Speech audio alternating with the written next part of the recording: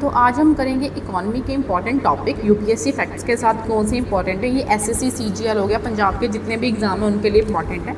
सबसे पहले हमारे पास टर्म है इकोनॉमिक्स। तो अगर इकोनॉमिक्स की हम बात करें तो इकोनॉमिक्स का मतलब है प्रोडक्शन, डिस्ट्रीब्यूशन और कंजप्शन की स्टडी। तो basically scarcity is a central theme, कि जितना कम होगा वो मेन थीम है उसका। Economy system of production and exchange in country, कि क्या कैसे प्रोड्यूस हो रहा है, कैसे वो एक्सचेंज हो रहा है। इंडिया की इकोनॉमी कौन सी है? Mixed economy. फिर हमारे पास आता है माइक्रो। माइक्रो मीन स्मॉल, तो जहाँ पे स्टडी ऑफ इंडिविजुअल यूनिट मतलब स्मॉल कंज्यूमर फर्म की बात होगी तो हम किसकी बात करेंगे? माइक्रो की। तो माइक्रो में क्या आएगा? प्राइस डिटरमाइन, हम प्राइस फिक्स करेंगे क्या क्या होगा। मैक्रो में क्या आएगा? लार्ज। तो लार्ज में क्या आएगा? As a whole. तो जीडीपी जिसको हम बोलते हैं gross domestic product, inflation, unemployment, सारे फैक्टर जिसमें इंक्लूड होंगे। मिक्स्ड इकोनॉमी कौन सी? जिसमें पब्लिक और प्राइवेट सेक्टर दोनों को एग्जिस्ट करेंगे। मिक्स्ड इकोनॉमी कौन सी है? जिसमें पब्लिक और प्राइवेट सेक्टर दोनों आएंगे। फिर India after independence mixed economy है। लिबरलाइजेशन का मतलब होता है गवर्नमेंट की रिस्ट्रिक्शन को ख़त्म करना, वो 1991 में आया था। प्राइवेटाइजेशन का मतलब होता है कि जो ओनरशिप है वो प्राइवेट सेक्टर को दे दी जाए। मतलब डिसइन्वेस्टमेंट प्राइवेटाइजेशन नहीं है, कि इन्वेस्टमेंट की है वो प्राइवेटाइजेशन है, बट डिसइन्वेस्टमेंट कभी भी प्राइवेटाइजेशन नहीं होगी। फिर ग्लोबलाइजेशन का मतलब है कि कंप्लीट वर्ल्ड के साथ ट्रेड करना, मतलब ट्रेड प्लस इन्वेस्टमेंट फ्लोज, उसको हम क्या बोलते हैं? ग्लोबलाइजेशन। फिर हमारे पास आता है नेशनल इनकम की टर्मिनोलॉजीज कौन सी? जीडीपी। जीडीपी का मतलब क्या है? Value of final goods and service produced with in a country. कितनी, एक हमारे पास फॉर एग्जांपल ये इंडिया है, तो इंडिया की टेरिटरी में कितना हमारे पास गुड एंड सर्विस प्रोड्यूस हो रहा है, तो हमारे पास वो क्या होगा? जीडीपी। जीएनपी क्या होगा? जीडीपी में नेट फैक्टर फ्रॉम अब्रोड। अब देखो, net factor income from abroad का मतलब है कि जो लोग इंडियंस फॉरेन में रह रहे हैं वो इंडिया में पेमेंट भेज रहे हैं तो वो उसमें ऐड होगा, लेकिन जो इंडिया में फॉरेनर रह रहे हैं वो इसमें ऐड नहीं होगा। मतलब यहाँ पे नेशनैलिटी मैटर करेगी, कि जो इंडिया के लोग हैं वो इंडिया को ही दे रहे हैं, ठीक है, चाहे वो बाहर बैठे हैं। एनएनपी में क्या होगा? जीएनपी माइनस डेप्रिसिएशन, कि जो जीएनपी क्या था उसमें से डेप्रिसिएशन माइनस कर दो। डेप्रिसिएशन में हम क्या आएगा कि जो वियर एंड टियर हो रहा है उसको माइनस कर देंगे अगर मशीन घिस रही है, तो क्लोजेस्ट टू नेशनल इनकम। फिर हमारे पास आता है जीवीए, जिसको हम बोलते हैं gross value added, output minus intermediate consumption. Output में से हमने क्या माइनस कर देना है? कंजप्शन। ये सेक्टर वाइज परफॉर्मेंस होगी जीवीए की। जीवीए की परफॉर्मेंस क्या होगी? Sector wise. नॉमिनल जीडीपी क्या आएगा? जीडीपी एट करंट प्राइस, की जीडीपी करंट प्राइस पे कितने, जिसमें इन्फ्लेशन इंक्लूड होगी। रियल जीडीपी क्या है? जीडीपी एट कांस्टेंट प्राइस, इसमें ग्रोथ इंडिकेटर पता लगेगा। रियल जीडीपी में ग्रोथ इंडिकेटर पता चलेगा। बेस ईयर कौन सा है? जिसको हम रेफरेंस ले रहे हैं कैलकुलेशन के लिए, पीरियोडिकली चेंज होता है। पर कैपिटा इनकम क्या होगी? National income divide by population, कि कितनी नेशनल इनकम है उसको पॉपुलेशन के साथ डिवाइड कर दो, वो बन जाएगी पर कैपिटा इनकम। तो लिविंग स्टैंडर्ड प्रॉक्सी, ठीक है। ग्रीन जीडीपी क्या होगी? जीडीपी फॉर इन्वायरमेंटल लॉस, कि कितना हम जीडीपी इन्वायरमेंटल लॉस में एडजस्ट हो रही है, दैट इज सस्टेनेबल डेवलपमेंट के लिए हम यूज़ कर रहे हैं ग्रीन जीडीपी।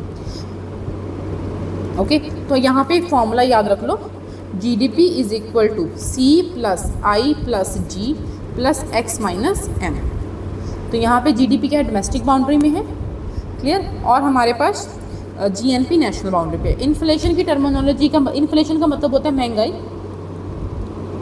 तो अगर हम जब भी इन्फ्लेशन बढ़ रही है तो परचेजिंग पावर क्या हो जाएगी? कम।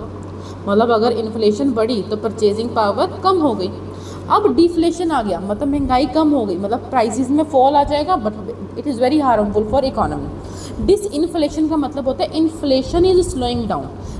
डिफ्लेशन का मतलब होता है कि प्राइसेस बहुत कम हो गए हैं। डिसइन्फ्लेशन का मतलब होता है जो इन्फ्लेशन है वो हो रही है लेकिन वो कम हो रही है, प्राइसेस स्टिल राइज। इन्फ्लेशन कम हो रही है लेकिन प्राइस बढ़ रही है। स्टैगफ्लेशन का मतलब होता है इन्फ्लेशन में अनएम्प्लॉयमेंट और स्लो ग्रोथ को ऐड कर दो। स्टैगफ्लेशन क्या आएगा? Inflation plus unemployment plus slow growth, ये वेरी इंपॉर्टेंट टर्म है स्टैगफ्लेशन, ठीक है। फिर हाइपर इन्फ्लेशन मतलब बहुत ज़्यादा इन्फ्लेशन बढ़ गई, जिम्बाब्वे एग्जाम्पल है। कोर इन्फ्लेशन का मतलब होता है, कोर में कौन आते हैं? फूड और फ्यूल, इसको एक्सक्लूड कर देंगे। स्टेबल इंडिकेटर है। हेडलाइन इन्फ्लेशन में सारे आइटम आएंगे, CPI based, consumer power. Next हमारे पास आएगा demand pull inflation, excess demand बढ़ गई, टू मच मनी आ गई मार्केट में। कॉस्ट पुल का होगा, प्रोडक्शन कॉस्ट बढ़ गई, फ्यूल प्राइस इफेक्ट हो जाएगा, ठीक है। तो अगर हम सीपीआई की बात करें इसको बोलते हैं कंज्यूमर पावर इंडेक्स।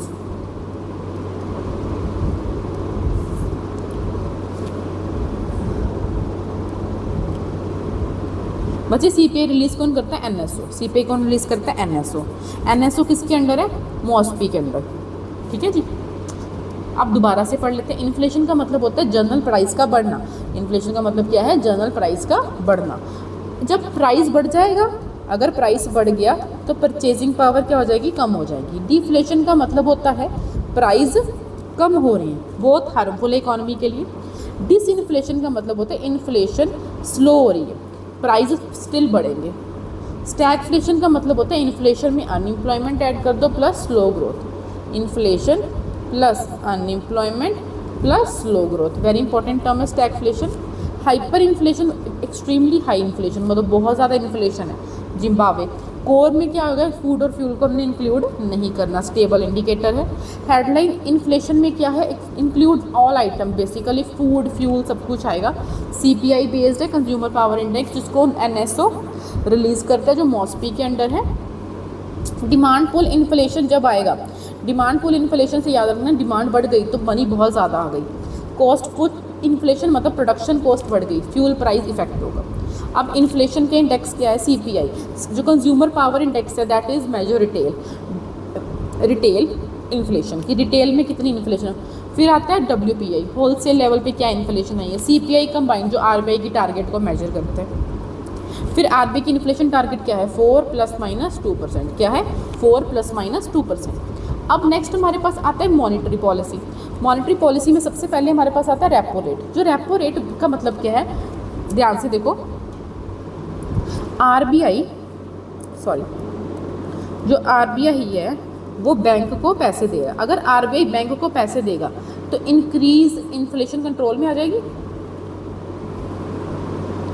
ओके, अब आता है reverse repo rate. Reverse repo rate का मतलब होता है जो बैंक है वो आरबीआई को पैसे दे रहे हैं। अगर बैंक आरबीआई को दे रहे हैं तो लिक्विडिटी क्या हो रही है? एब्जॉर्ब आ रही है। जब रेपो रेट में क्या होएगा? बैंक के पास पैसा आ गया तो लिक्विड मनी क्या हो जाएगी? ज़्यादा। अगर लिक्विड मनी ज़्यादा हो गई तो बैंक क्या करेगा? Lend more money to consumers, तो वो ज़्यादा लोन देने की बात करेगा। अगर लोगों के हाथ में पैसा ज़्यादा आ गया, लोगों के हाथ में पैसा ज़्यादा है, तो इन्फ्लेशन में क्या होएगी? बढ़ जाएगा। ठीक है। फिर सीआरआर, जिसको हम बोलते हैं कैश रिजर्व रेशियो। अगर हम सीआर की बात करें तो कैश हम कितना बैंक कैश आरबीआई के पास रख सकता है, इस पर कोई इंटरेस्ट नहीं होगा। एसएलआर क्या है? लिक्विड एसेट विद बैंक, कि हमने कितना बैंक्स ने लिक्विड एसेट रखा है आरबीआई के साथ। एसएलआर को हम क्या बोलते हैं? Statutory liquid ratio. ये मेंटेन करती है सॉल्वेंसी को। बैंक रेट क्या है? लॉन्ग टर्म आरबीआई लैंडिंग, कितना मतलब एक पैनल रेट है, कितना बैंक रेट आरबीआई लैंड कर रहा है। एमएसएफ का मतलब होता है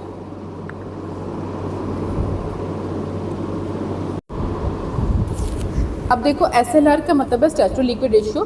तो अगर हम इसको ध्यान से देखें, जब अगर हम स्टैट्यूटरी लिक्विड रेशियो की बात कर रहे हैं तो देखो जी, अगर हम एसएलआर की बात करें तो एसएलआर का मतलब है कितनी मिनिमम परसेंटेज है डिपॉजिट की, कि जो बैंक अपने पास रख रहा है। कौन से बैंक रख रहे हैं? कमर्शियल बैंक, अपने लिक्विड एसेट को maintain, like cash, gold, government schemes. ठीक है। तो बेसिकली मेन पर्पस क्या है बैंक की? सॉल्वेंसी, बैंक सॉल्वेंसी, कि अगर बैंक अभी डूब भी रहा है उसके पास इतना रिजर्व है कि वो बच सके। ठीक है। क्रेडिट ग्रोथ को बचा सकता है, लिक्विडिटी की स्टेबिलिटी को मेंटेन कर सकता है। एसएलआर जब भी होता है, देखो वो जो बैंक है अपने पास रखता है, बैंक केप्ट विद इटसेल्फ। अगर हम सीआरआर की बात करें, ये आरबीआई के पास होता है, कि जो बैंक है वो आरबीआई के पास रिजर्व करवा रहा है। ये हमेशा कैश की फॉर्म में हो सकता है, ये गोल्ड की फॉर्म में हो सकता है, या फिर गवर्नमेंट सिक्योरिटी की फॉर्म में हो सकता है। क्लियर? जब सीआरआर है वो ओनली कैश की फॉर्म में होता है। अब जब एसएलआर की बात करें तो हम अर्न कर सकते हैं, इजी अर्न्स रिटर्न, हम रिटर्न को अर्न कर सकते हैं लाइक गवर्नमेंट सिक्योरिटीज़ के साथ। यहाँ पे सीआरआर पे कोई इंटरेस्ट नहीं होता, यहाँ पे लिक्विडिटी है। सीआरआर का मेन मतलब क्या है? Controls money supply. ठीक है। अब देखो, अगर एसएलआर ज़्यादा है तो लेस मनी फॉर लोन्स, अगर एसएलआर ज़्यादा है तो मनी क्या है? कम है लोन्स के लिए। तो इन्फ्लेशन क्या होगी? कंट्रोल। मतलब एसएलआर अगर ज़्यादा है तो इन्फ्लेशन क्या रहेगी, कंट्रोल रहेगी। अगर SLR कम है तो ज़्यादा लैंडिंग हो जाएगी, मोर लैंडिंग, तो बैंक ज़्यादा पैसे देंगे तो इकोनॉमिक ग्रोथ हो जाएगी। SLR कम से इकोनॉमी की ग्रोथ हो जाएगी। बेसिकली SLR कौन मेंटेन करते हैं, कमर्शियल बैंक। ओके, अगर हम फिर से बात करें रेपो एंड रिवर्स रेट का रिलेशन विद इन्फ्लेशन, उसके बारे में अगर हम बात करें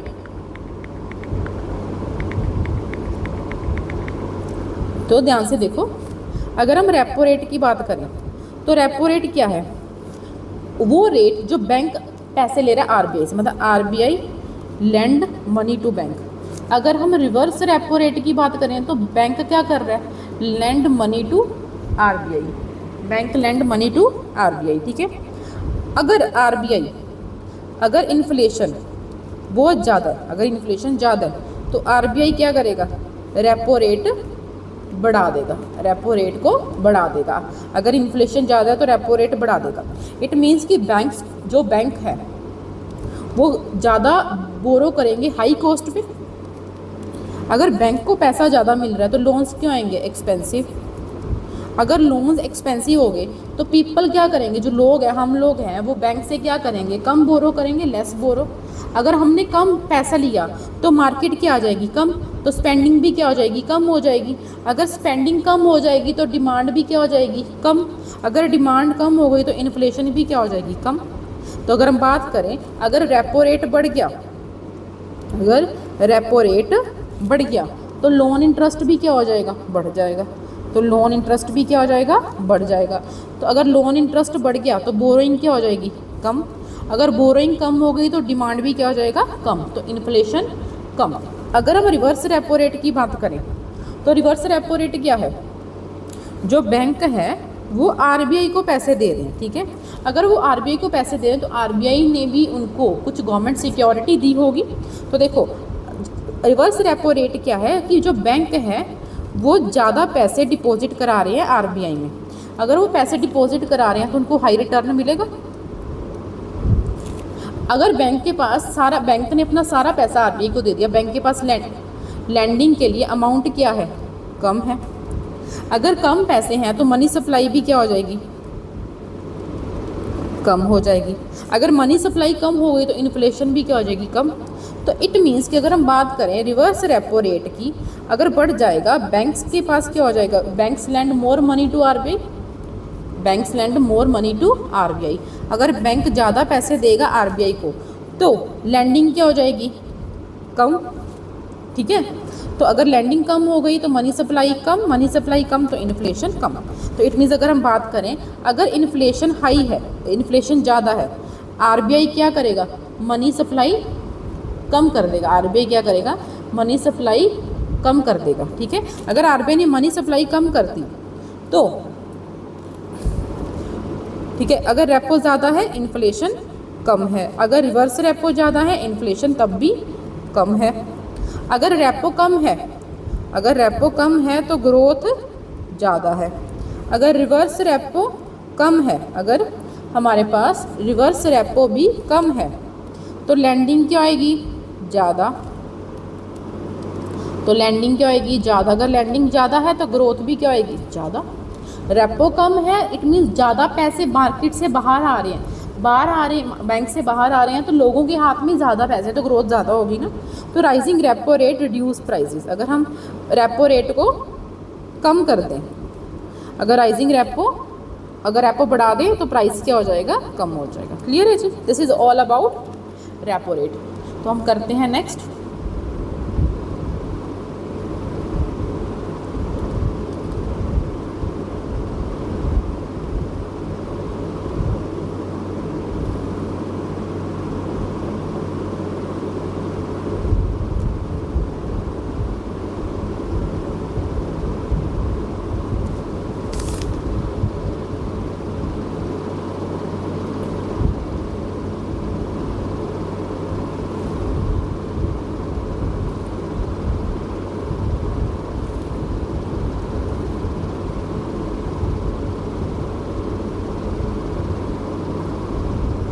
ओके जी, चलो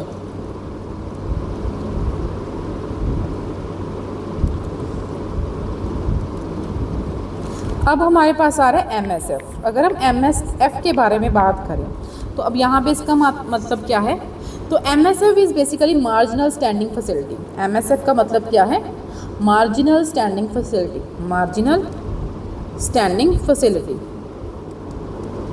अगर हम मार्जिनल स्टैंडिंग फैसिलिटी की बात करें तो बेसिकली क्या, एमरजेंसी बोरिंग बाय बैंक, कि एमरजेंसी बैंक बोरो कर रहे हैं तो ये हमेशा मार्जिन जो ये क्या होगा, ये बैंक कहाँ से पैसे ले रहे हैं, RBI से, तो इसकी जो अमाउंट है that will be higher than repo. तो ये जो MSF है, एक और बात नोट कर लो, ये जो MSF है that will be introduced in 2011। MSF कब आया, तो यहाँ पे जो बैंक्स हैं वो ओवरनाइट बोरो करते हैं। जब भी ओवरनाइट बोरो का वर्ड आ जाए तो हमेशा याद रखना MSF, ठीक है। ये एक एमरजेंसी लोन विंडो है बैंक्स के लिए, तो ये हमेशा MSF हमेशा याद रखना रेपो रेट से क्या होगा, ज़्यादा। रेपो रेट का मतलब भी क्या है, that means bank can land money from RBI, ठीक है। अब अगर MSF ज़्यादा है, बोरिंग क्या हो गई, एक्सपेंसिव। अगर बोरिंग एक्सपेंसिव होगी तो लैंडिंग भी क्या हो जाएगी, ज़्यादा। अगर लैंडिंग ज़्यादा है तो लोगों के पास पैसे क्या आएंगे, कम, तो मनी सप्लाई कम हो जाएगी। अगर मनी सप्लाई कम हो गई तो डिमांड भी क्या हो जाएगी, कम। अगर डिमांड कम है तो इन्फ्लेशन भी कम हो जाएगी। क्लियर है। अब एक और बात याद रखना कि जो रेपो रेट है वो रेगुलर मॉनिटरी टूल है, कि रेगुलर चल रहा है, एंड जो MSF है that is a panel facility.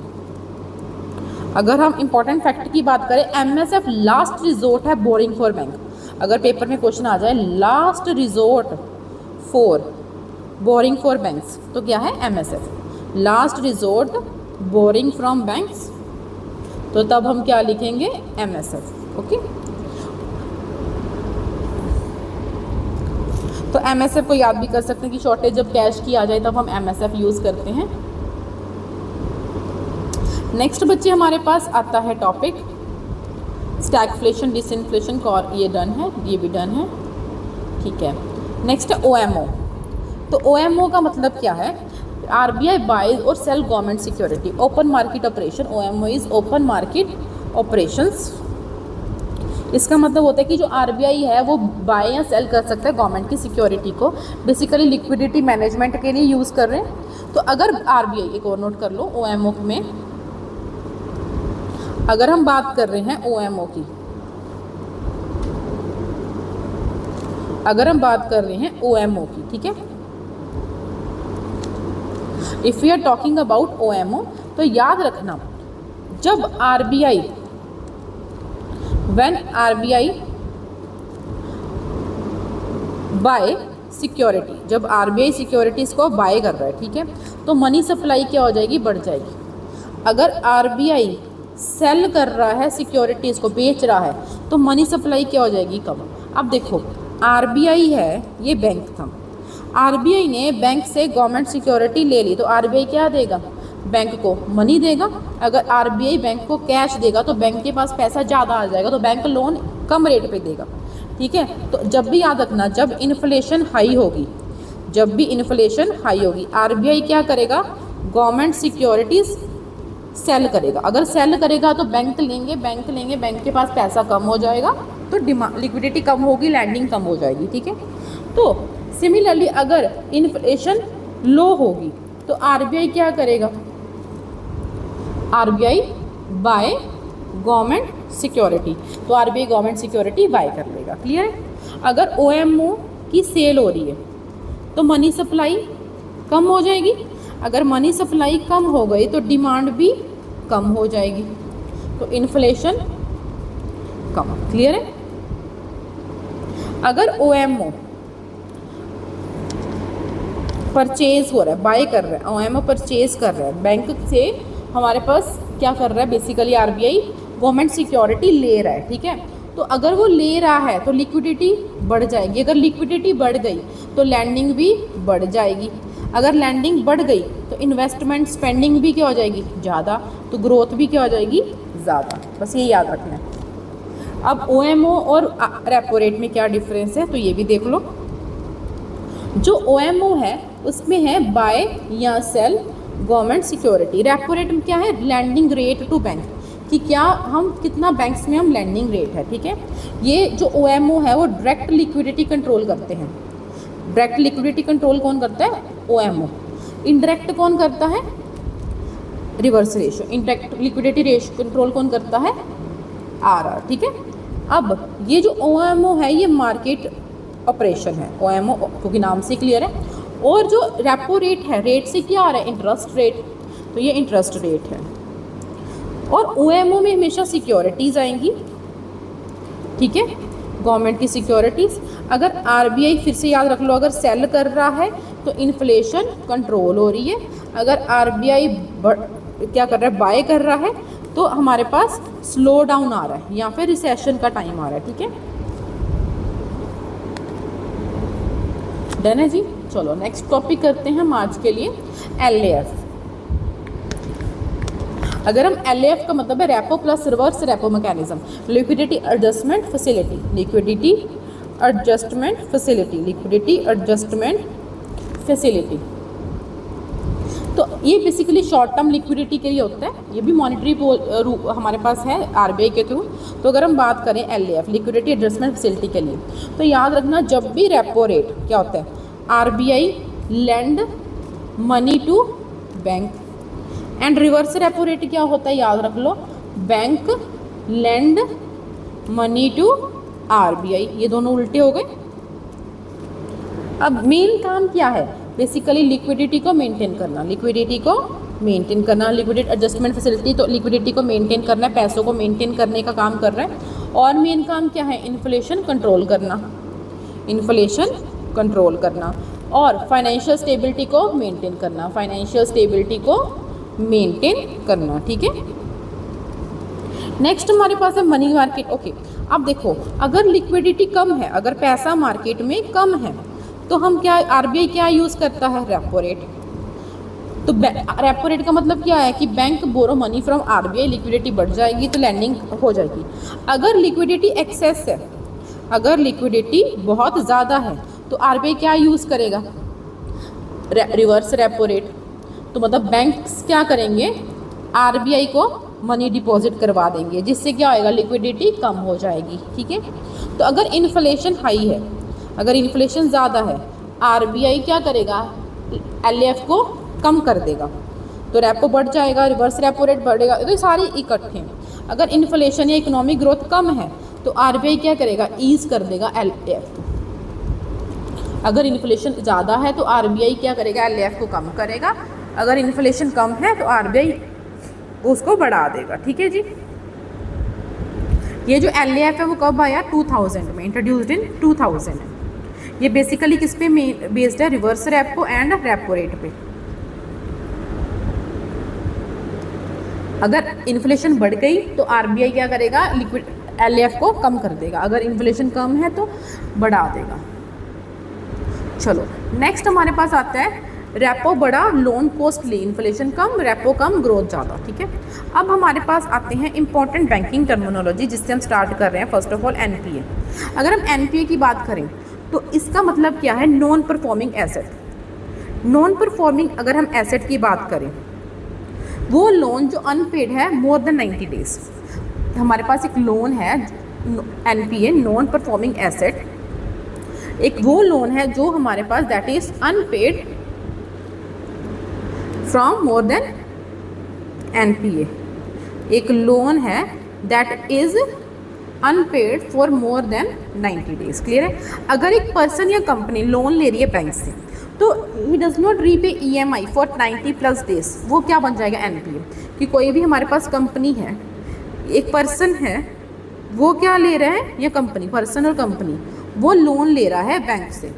अगर वो 90 डेज से ज़्यादा, मोर देन 90 डेज, उसको नहीं रिटर्न कर पा रहा, तो वो क्या बन जाएगा? Non performing asset. क्लियर? अब नॉन परफॉर्मिंग एसेट का मतलब क्या है? अगर NPA ज़्यादा है तो बैंक का प्रॉफिट क्या हो जाएगा? कम। NPA ज़्यादा है तो बैंक का प्रॉफिट क्या हो जाएगा? कम। लैंडिंग कैपेसिटी भी क्या हो जाएगी? कम। अगर लैंडिंग कैपेसिटी हो गई तो बैंक को क्या आ जाएंगे? क्राइसिस। बैंक क्राइसिस भी क्या हो जाएंगे? बढ़ जाएंगे। अगर बैंक क्राइसिस आ गए तो इकोनॉमिक ग्रोथ भी क्या हो जाएगी? कम, इकोनॉमी की ग्रोथ भी क्या हो जाएगी, कम। अगर हमारे पास ओके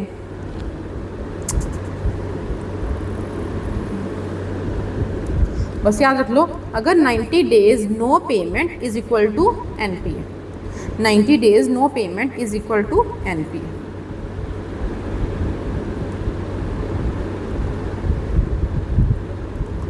अब नेक्स्ट हमारे पास जो टॉपिक है यहाँ पे that is CASA, current plus saving account deposit, ठीक है, करंट अकाउंट सेविंग्स अकाउंट, ठीक है, करंट अकाउंट सेविंग्स अकाउंट, ठीक है। तो अगर हम CASA की बात करें, बेसिकली कितना डिपॉजिट है टोटल हमारा करंट और सेविंग अकाउंट में, उसको बोलते हैं CASA। ये बिजनेस या फ्रीक्वेंट ट्रांजेक्शन के लिए यूज़ कर रहे हैं या ओके। जो करंट अकाउंट, अभी याद रख लो, जो करंट अकाउंट है, जो हमारे पास करंट अकाउंट है वो कौन यूज़ कर रहा है, बिजनेस के लिए। जो सेविंग्स अकाउंट है वो कौन यूज़ कर रहा है, हम अपने पर्सनल इंडिविजुअल के लिए सेव करने के लिए मनी, ठीक है। जितना CASA रेशियो ज़्यादा होगा उतना ही बेटर है बैंक के लिए, बस इतना याद रख लो।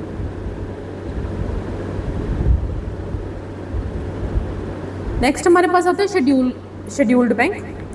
अब हम बात करें अगर शेड्यूल्ड बैंक की, तो listed in RBI act second schedule, तो ठीक है। शेड्यूल बैंक वो है जो हमारे पास RBI के एक्ट सेकंड शेड्यूल 1934 में लिखे गए हैं। तो कंडीशन क्या है, have paid capital and reserve of 5 lakh, उसके पास 5 लाख का कैपिटल और रिजर्व होना चाहिए, कैपिटल एंड रिजर्व, ठीक है। अब RBI के जितने भी फंक्शन है उसको हार्मफुल नहीं होना चाहिए। शेड्यूल कमर्शियल बैंक और शेड्यूल कोऑपरेटिव बैंक दो तरह के बैंक होते हैं। जो शेड्यूल कमर्शियल बैंक उसमें public, private, foreign, regional, rural bank सारे आते हैं। शेड्यूल कोऑपरेटिव में अर्बन और रूरल आते हैं, ठीक है। शेड्यूल्ड बैंक का बेनिफिट क्या है, ये भी RBI से मनी ले सकता है, RBI से बोरो ले सकता है, ठीक है, पैसे। ये मेंबरशिप ले सकते हैं, क्लियरिंग हाउस की इंजॉय ग्रेटर क्रेडिबिलिटी, ओके। अब यहाँ पे आता है नॉन शेड्यूल्ड बैंक। अब एक याद रख लो, शेड्यूल्ड और नॉन शेड्यूल्ड में क्या डिफरेंस है। अगर हम शेड्यूल्ड बैंक की बात करें और नॉन शेड्यूल्ड बैंक की बात करें, ये RBI के एक्ट 1934 की सेकंड शेड्यूल में लिस्टेड है।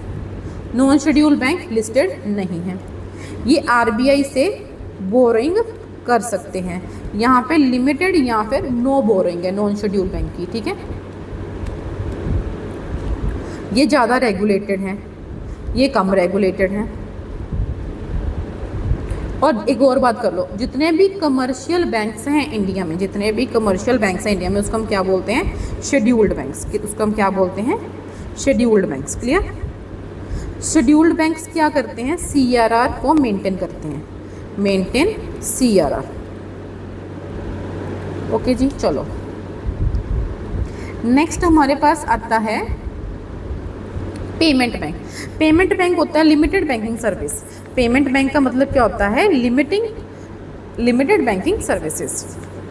अगर हम पेमेंट बैंक को थोड़ा सा डिटेल में जानने की बात करें तो पेमेंट बैंक में क्या आता है कि हम बैंक की सर्विस है लेकिन in limited amount, like ATM, deposit, remittance, सब कुछ किस में आएगा, पेमेंट बैंक में। बट ये लोन्स नहीं दे सकता, पेमेंट बैंक लोन्स नहीं दे सकते, ओके। ना ये क्रेडिट कार्ड दे सकता है, ATM कर सकता है, इंटरनेट और मोबाइल फैसिलिटी है, डिपॉजिट को एक्सेप्ट कर सकता है, रेमिटेंस सर्विस एक्सेप्ट कर सकता है, एयरटेल पेमेंट बैंक आ गया, फिनो पेमेंट बैंक आ गया, इंडियन पोस्ट पेमेंट बैंक आ गया। तो अगर हम बात करें पेमेंट बैंक और कमर्शियल बैंक में क्या डिफरेंस है, if we are talking about payment bank और कमर्शियल बैंक, तो इन दोनों में क्या डिफरेंस है। तो याद रखो, जो पेमेंट बैंक है वो cannot land loans, cannot land loans, ये लोन्स नहीं दे सकता। Commercial bank can give loans. Next हमारे पास क्या है, इनके पास बैंकिंग सर्विस क्या होगी, लिमिटेड बैंकिंग सर्विसेज। इनके पास क्या होगी, अनलिमिटेड बैंकिंग सर्विसेज। नेक्स्ट हमारे पास आता है यहाँ पे focus on payment and remittance. यहाँ पे पेमेंट और रेमिटेंस पे ही फोकस होगा, इसमें यहाँ पे बैंकिंग ऑपरेशंस पे फोकस करेंगे। बेसिकली जो पेमेंट बैंक है उनका मेन काम है फाइनेंशियल इंक्लूजन करना, मतलब पैसे देना। और जो पेमेंट बैंक है कौन सी कमेटी के थ्रू आए हैं? It is coming through a committee that is Nachiket Mor committee, Nachiket Mor committee, Nachiket Mor committee. पे बट पेमेंट से याद रख लो, पे बट नॉट लोन, पे कर रहे हैं but no loan, Nachiket Mor committee. ठीक है। नेक्स्ट बच्चे हमारे पास जो टॉपिक आ रहा है that is small financial bank that is focus on small borrowers. जो स्मॉल फाइनेंशियल बैंक हैं वो किस पे वर्क कर रहे हैं? That is only on small borrow, जो छोटे छोटे लोग बोरो करना चाहते हैं पैसे, नॉट ऑन बड़ी फर्म्स के लिए, only for the small farmers and all. MSME हो गए, स्मॉल फार्मर्स हो गए, स्मॉल बिजनेस, अनऑर्गेनाइज सेक्टर। यहाँ पे डिपॉजिट एक्सेप्ट होता है, येस। ये लोन्स दे सकते हैं, येस। क्रेडिट कार्ड दे सकते हैं, yes. Focus area small borrowers and farmer, MSME, इसमें फार्मर्स आ जाएंगे स्मॉल बैंक्स में, एमएसएमई आ जाएगा। ठीक है। नेक्स्ट हमारे पास ये भी नचिकेत मोर कमेटी है। स्मॉल फाइनेंस बैंक भी कौन सी कमेटी है? नचिकेत मोर कमेटी। इसमें AU financial bank, Ujjivan small finance bank. ठीक है, बस इतना ही बहुत है। नेक्स्ट है फाइनेंशियल इंक्लूजन। क्या है financial inclusion? Banking access to all. Financial inclusion का मतलब क्या? अभी पेमेंट बैंक हमने किया था, that will do financial inclusion. अगर हम फाइनेंशियल इंक्लूजन को अच्छे से पढ़ना चाहते हैं, what is the meaning of financial inclusion? It means banking access to all, कि हर किसी को बैंकिंग की फैसिलिटी देना, चाहे वो पुअर है चाहे वो रूरल है। मतलब it will provide all banking and financial service to all sectors of society, कि जितने भी सेक्टर्स हैं सोसाइटी के उन सबको एक बैंकिंग फैसिलिटी प्रोवाइड करना, जैसे लोन्स, बैंकिंग, क्रेडिट, इंश्योरेंस देना। ठीक है, पेंशन देनी, डिजिटल पेमेंट सर्विसेज करना। ये मेन क्यों इंपॉर्टेंट है? सो दैट पॉवर्टी रिड्यूस हो सके, सेविंग्स बढ़ सके, फॉर्मल क्रेडिट एक्सेस आ सके, डिपेंडेंस ऑन मनी लेंडर्स कम हो सके, इंक्लूसिव ग्रोथ हो सके। तो यहाँ पे जो फाइनेंशियल इंक्लूजन के लिए अगर हम बात करें कौन कौन से इनिशिएटिव है, तो याद रखो फाइनेंशियल इंक्लूजन के लिए हमारे पास इनिशिएटिव कौन से हैं। सबसे पहले है प्रधानमंत्री जनधन योजना, प्रधानमंत्री जनधन योजना। तो यहाँ पे बैंक अकाउंट फॉर ऑल, प्रधानमंत्री मुद्रा योजना। जो मुद्रा योजना है ध्यान रखना हमेशा के लिए, वो स्मॉल बिजनेस के लिए लोन है। मुद्रा छोटी होती है तो स्मॉल बिजनेस के लिए लोन प्रोवाइड कर रहे हैं। आधार, जो आधार है बेसिकली आइडेंटिफिकेशन हम बैंकिंग के लिए, यूपीआई डिजिटल ट्रांजैक्शन के लिए, Aadhaar is for identification. Next है business bank mitras, bank in rural area. Payment bank, payment, deposit, remittance, small fine loans to small borrowers. ठीक है, फाइनल इंक्लूजन मतलब not only bank account, include credit, insurance, pension, payment. Main target unbanked population, कि जिसके पास banking की facility नहीं है वहाँ तक भी बैंक का करना। मतलब फाइनेंशियल इंक्लूजन का याद रख लो, banking for everyone, banking for everyone.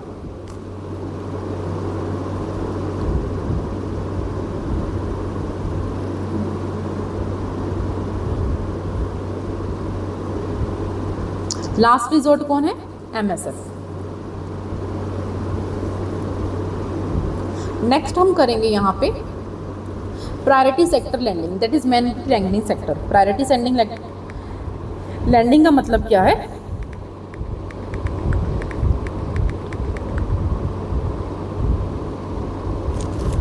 Okay, Basel norms is banking risk management standard. ठीक है, पीएसएल का बेसिक मतलब क्या है कि फिक्स्ड पोर्शन लोन्स प्रोवाइड करना टू द नोट जहाँ पे नॉर्मली मनी नहीं जा रही, farmer, MSME, vehicle section, education, housing. RBI ने कौन डिसाइड करता है? Private sector lending, RBI. ठीक है, एग्रीकल्चर, एमएसएमई सब कुछ करना। तो commercial bank generally have lend 40% of ANBC. PSL target कितना है? 40% कमर्शियल बैंक के लिए। ठीक है, पीएसएल बैंक्स के लिए मैंडेटरी है, फिक्स टारगेट आरबीआई सेट करता है। तो प्रायोरिटी सेक्टर बेसिकली याद रख लो, priority for development, farmer, small business and poor section. Next हमारे पास आता है Basel norms.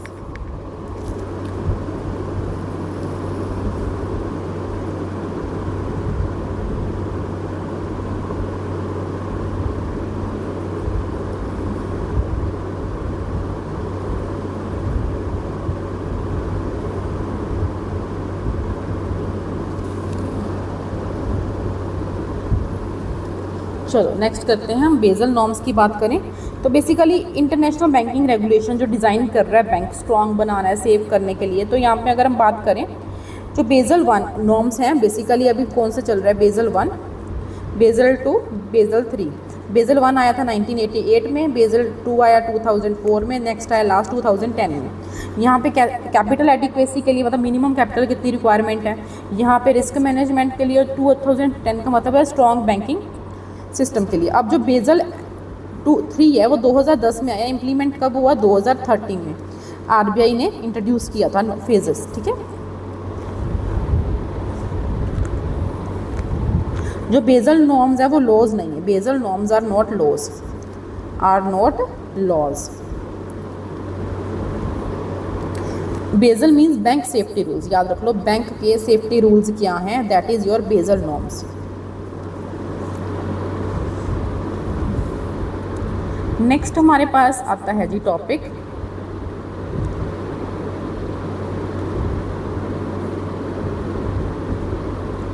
Liquidity trap, monetary policy become ineffective. Liquidity trap मतलब पैसे हमारे ट्रैप हो गए हैं, तो अगर याद रखने के लिए तो लिक्विडिटी ट्रैप का मतलब क्या है,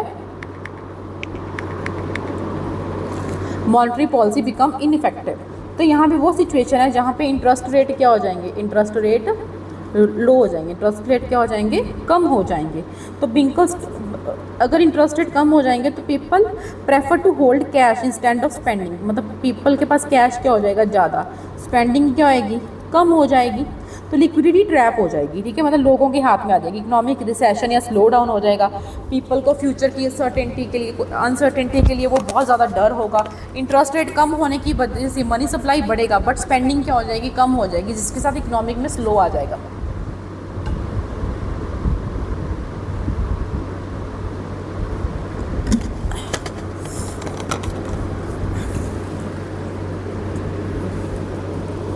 अब नेक्स्ट है फिस्कल डिफेक्ट। फिस्कल डिफेक्ट का मतलब क्या है, एक और एग्जांपल याद होगा, जापान ने लिक्विडिटी ट्रैप एक्सपीरियंस किया था for many years due to low growth and near zero interest rate.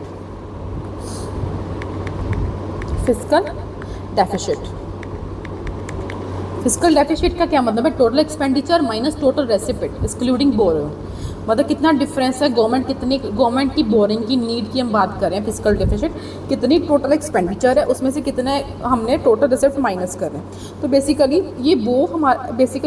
ये वो शो कर रहा है how much money government needs to borrow to meet it spending, कि कितनी गवर्नमेंट को पैसे उधार लेने पड़ेंगे अपने स्पेंड्स को मेंटेन करने के लिए।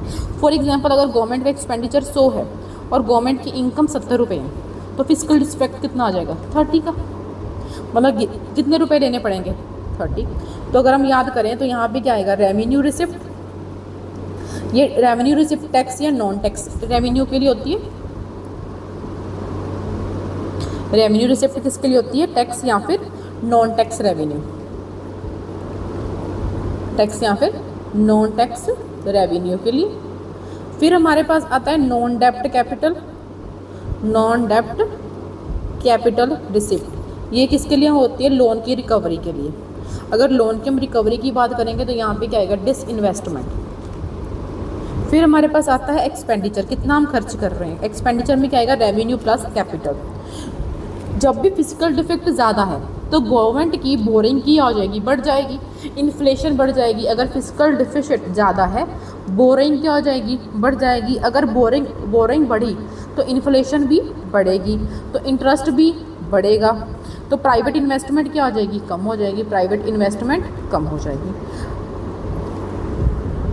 फिस्कल डिफेक्ट हाई कब यूज़फुल है, जब रिसेशन या स्लो डाउन हो जाए, ठीक है, सो दैट की इकॉनमी को हमने क्या करना है, बूस्ट करना है।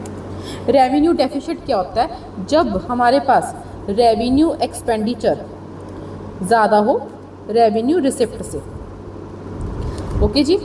प्राइमरी डेफिसिट क्या होता है, fiscal deficit minus interest payment, मतलब बेसिकली फॉर फिजिकल हेल्थ। अच्छा, और एक और बात याद कर लो, फिजिकल डिफिसिट कौन कंट्रोल कर रहा है, FRBM, ठीक है। अगर हमने FRBM एक्ट के बारे में जानना है तो वो है, कैपिटल एक्सपेंडिचर का क्या मतलब होता है, एसेट क्रिएशन, ओके मतलब प्रोडक्टिव एक्सपेंडिचर हो रहा है, मतलब हम एसेट बना रहे हैं। Revenue expenditure day to day कितना हम खर्च कर रहे हैं, सैलरी पे, सब्सिडी पे। डायरेक्ट टैक्स और इनडायरेक्ट, बच्चे ये बहुत इंपॉर्टेंट है।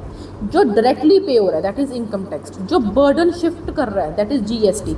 ये बहुत इंपॉर्टेंट क्वेश्चन है। डायरेक्ट टैक्स और इनडायरेक्ट, बट पहले तो FRBM कर लो फिर आगे हम करते हैं। तो पहले तो डायरेक्ट टैक्स और इनडायरेक्ट टैक्स एक्सप्लेन करूँगी बहुत अच्छे से। FRBM एक्ट, इसको हम बोलते हैं physical responsibility and budget management act. Okay जी, FRBM एक तरह का लॉ है जो मेंटेन हो रहा है सो दैट कि फिजिकल डिफिट को रिड्यूस कर सकें। ये 2003 में आया है, इम्प्लीमेंट कब हुआ है, 2004 में। ठीक है जी, ये बेसिकली क्या करता है, फिजिकल डेफिसिट को रिड्यूस करता है, रेवेन्यू डेफिसिट को रिड्यूस करता है, मैक्रो इकोनॉमिक को क्या करता है, मैक्रो को स्टेबल करता है, फाइनेंशियल डिसिप्लिन बढ़ाता है। FRBM से गवर्नमेंट बोरो बहुत ज़्यादा कर रही थी, जिसके साथ फिजिकल डिफिट बहुत ज़्यादा आ रहा था, इन्फ्लेशन बढ़ रही थी, बर्डन भी बढ़ रहा था। ठीक है, इतना बहुत है।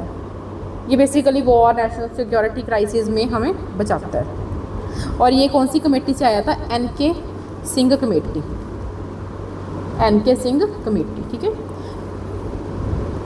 इसका याद रख लो, फिक्स रेवेन्यू फिक्स कर दो एंड बोरिंग मिस्टेक्स को भी फिक्स करो, ज़्यादा मत बोरो करो। ओके, नेक्स्ट हम कर रहे हैं। Okay, direct and indirect tax के एग्जांपल्स, ये बहुत इंपॉर्टेंट है।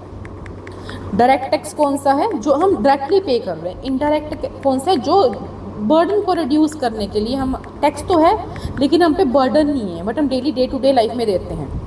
तो उसके एग्जाम्पल्स बच्चे, ये बहुत इंपॉर्टेंट क्वेश्चन है, बार बार रिपीट हुआ है। तो देखो, अगर हम डायरेक्ट और इनडायरेक्ट के एग्जाम्पल्स के थ्रू करें,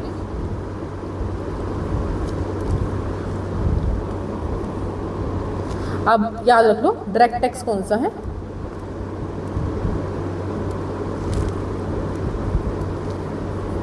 चलो, डायरेक्ट टैक्स तो इसकी याद रख लो जी, income tax, corporate tax, capital gain tax, securities transaction tax. Okay जी, अब इनडायरेक्ट की क्या एग्जांपल है,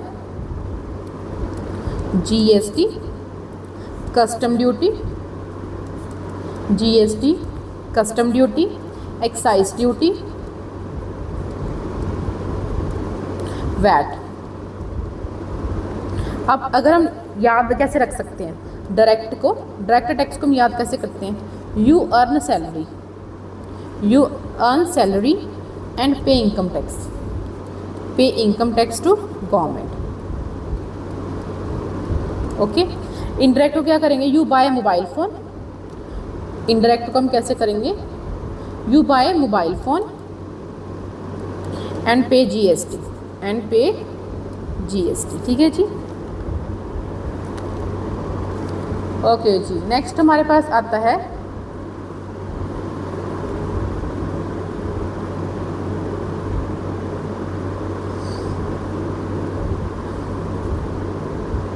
प्रोग्रेसिव टैक्स, जो रिच लोग पे करते हैं, इक्विटी बेस्ड। रिग्रेसिव टैक्स, जो पुअर इफेक्ट ज़्यादा हो रहे हैं। इंडायरेक्ट टैक्स टेंडेंसी, जैसे GST।